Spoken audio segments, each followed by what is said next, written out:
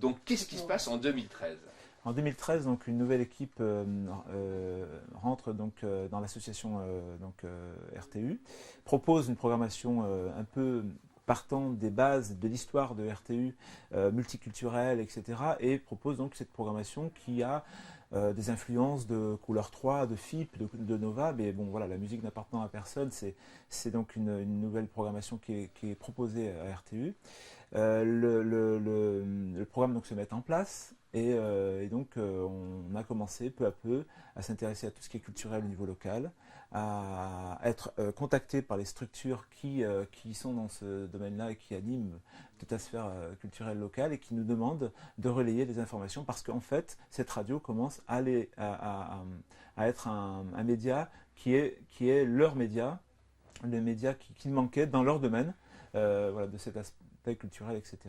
Mais le problème, c'est qu'il faut arriver à en vivre. Et ça, c'est pas donné. Et c'est un peu pour ça que vous faites aujourd'hui ce pari de rendre la fréquence pour mieux la récupérer. Exactement. Donc le modèle économique que nous avions était associatif.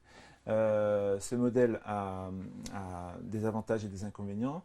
Nous visions jusqu'à présent, en fait, dans le passé, de subventions, de contrats aidés, etc. Et il nous semble pertinent, si nous continuons à défendre la culture, que le modèle commercial peut nous aider à mieux la défendre, à être plutôt un support plutôt qu'un but.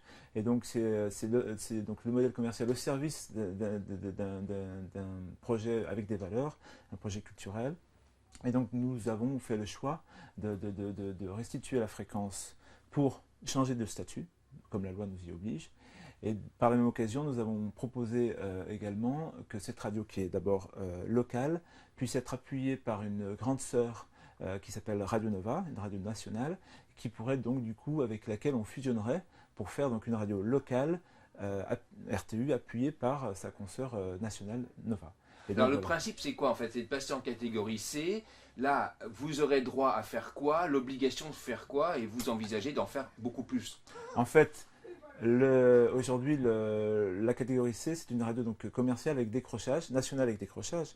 En fait, donc nous souhaitons proposer non pas la base minimale que le CSA nous oblige à faire, mais proposer au moins 9 à 10 heures de programmation locale tous les jours. Donc de rester ce qu'on est aujourd'hui, RTU, implanté localement, œuvrant pour la culture locale à Lyon et sur l'agglo, tout en ayant un appui, un apport de programme pour le reste des 24 heures de la journée, pour pouvoir donc diffuser un complément national.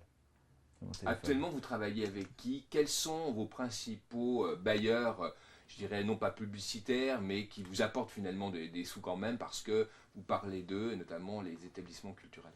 En fait, nous travaillons donc depuis 2 ans avec la plupart des acteurs culturels locaux, qu'ils soient assez importants ou plus petits, qu'on souhaite également soutenir. Et donc, nous avons aujourd'hui en effet des contrats avec des gens comme le Transborder, avec les Nuits Sonores ou le Sucre, avec les Nuits de Fourvière, mais aussi plein de petits que nous soutenons de différentes manières, qui font de l'annonce récurrente ou qui font simplement de l'interview, qui sont en interview chez nous, voilà, de manière régulière pour vraiment promouvoir toute cette sphère, cette biodiversité culturelle locale. Il n'y a pas un risque à remettre la fréquence en jeu? Est-ce que quelque part, vu la pétence des autres pour Lyon, qui est quand même la deuxième agglo française, est-ce que le risque, c'est pas de voir le truc vous passer sous le nez, quoi?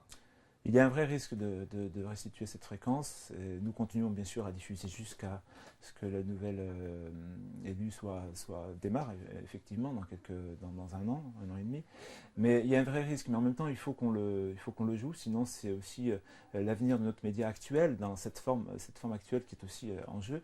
Donc, il y a un risque. Nous voulons montrer au CSA et nous attendons aussi de la part des acteurs locaux un vrai support pour montrer que nous existons d'une part, que nous avons toute une équipe avec des salariés et que c'est un vrai travail du quotidien, que nous avons aussi une vraie place si nous restons une radio locale pour défendre cette culture, etc. Donc nous ne sommes pas une radio en périclitation. Nous ne sommes pas une radio donc, qui est en train de péricliter, mais au contraire, nous sommes une radio qui est en train de se développer et nous avons besoin de montrer ça au CSA et de prouver que nous que nous sommes présents et que nous souhaitons faire mieux encore demain. Nous voulons, je vais reprendre. Non, c'est rien. Nous voulons prouver que nous sommes donc bien présents et que nous pouvons faire encore mieux demain avec l'appui d'une structure comme Nova, et que cette fréquence aujourd'hui, c'est la nôtre. Nous espérons en effet que demain, on ne nous mette pas quelqu'un qui ne fera pas de local ou quelqu'un qui débute alors que nous avons un vrai programme et qui est un programme qui est suivi, qui était attendu et qui aujourd'hui qui est suivi. Et il suffit de voir le bouche à oreille aujourd'hui de ce qui se passe autour de RTU.